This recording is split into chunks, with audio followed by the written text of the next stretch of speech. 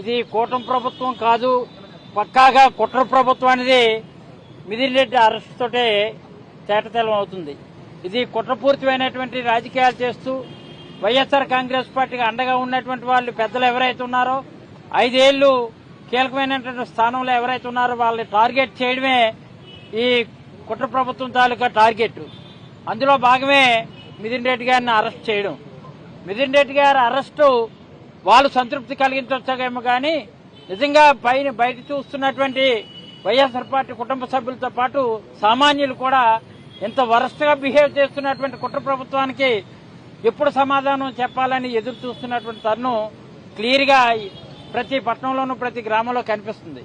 ఇది కేవలం ఆ రోజు కీలకమైన పాత్ర పోషిస్తున్నటువంటి వాళ్ళ మీద టార్గెట్ చేయడంలో భాగంగా ఆ రోజు ఎవరైతే వీళ్ళ అరెస్ట్కి దొంగ ఎవిడెన్స్లు క్రియేట్ చేసుకోవడం కోసం, వాళ్ళు తప్పించుకోవడం కోసం కొంతమంది పేర్లు చెప్పి ఆ దొంగలు బయట ఉన్నారు, దొరలనేమో లోపల పెట్టినటువంటి పరిస్థితి.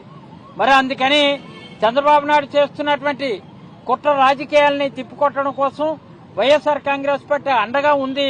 ఎట్టి పరిస్థితుల్లో కూడా కేడర్ అందరూ కూడా కష్టకాలంలో ఉన్నటువంటి వైఎస్ఆర్ కాంగ్రెస్ పార్టీకి కుమ్ముగాస్తున్నటువంటి ప్రతి నాయకుడి వెంట మేము ఉన్నామని చెప్పడంలో భాగంగానే ఈ రోజు కష్టకాలంలో ఉన్నటువంటి మిథున్ రెడ్డి గారికి సంఘీభావంగా ఉత్తరాంధ్ర నుంచి 3 జిల్లాల నుంచి కూడా ఈ రోజు మేము పెద్ద ఎత్తున ఇక్కడ రావడం జరిగింది. అందుకని ఇప్పటికైనా సరే ప్రభుత్వం కళ్ళు తెరవకుండా మీరు పిల్లి పాలు తాగుతూ కళ్ళు మూసుకొని తాగుతుంటే లోకం అంతా ఎలా ఉంటుందో మీకు కనిపించే రోజులు దగ్గరలోనే ఉన్నాయి.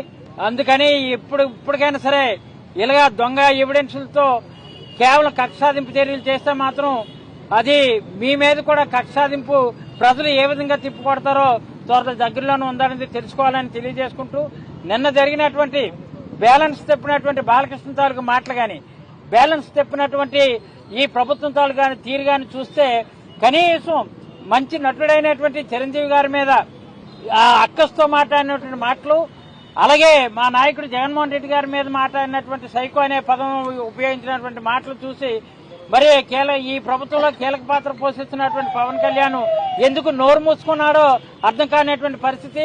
దొంగ నాటకాలు ఆడుతూ జ్వరమని లేదంటే జబ్బని 3 రోజులు కోమాలో ఉన్నామని బయట రాకుండా సినిమాలో నటిస్తున్నట్టు బయట కూడా జీవితంలో కూడా నటించే ప్రక్రియకి ఆయన మొదలుపెట్టి దాని గురించి కామెంట్ చేయకపోవడం చాలా విడ్డూరంగా ఉంది. అందుకని ఈ రోజు కుట్ర ప్రభుత్వంగా ఉన్నటువంటి కూటమి ప్రభుత్వం నాయకులు ఇలాంటి కక్ష సాధింపు చర్యలు చేస్తున్నటువంటి మిమ్మల్ని కూడా మీరు ఏ విధంగా అయితే బ్యాలెన్స్ తెప్పారో మీకు ఇంక నుంచి స్టాండర్డ్ గా నిలబెట్టే రోజులు లేవు, భవిష్యత్తులో రావు అని మాత్రం ఈ సందర్భంగా తెలియజేస్తూ ఈ మిథున్ రెడ్డి గారికి తప్పనిసరిగా ఆయన చాలా ధైర్యంగా ఉన్నారు.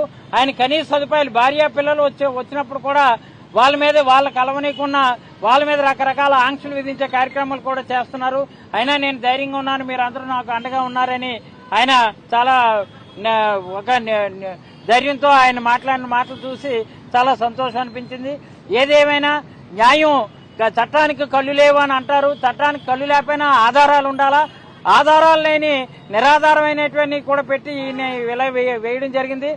చట్టానికి కళ్ళు లేవడం కాదు, కూటమి ప్రభుత్వానికి కళ్ళు లేవనేది మాత్రం మిథున్ రెడ్డి అరెస్ట్తో రుజువైందని ఈ సందర్భంగా తెలియజేస్తూ మిథున్ రెడ్డి గారికి వైఎస్ఆర్ కాంగ్రెస్ పార్టీ ఎప్పుడు అండగా ఉంటుందని తెలియజేసుకుంటూ నమస్కారం.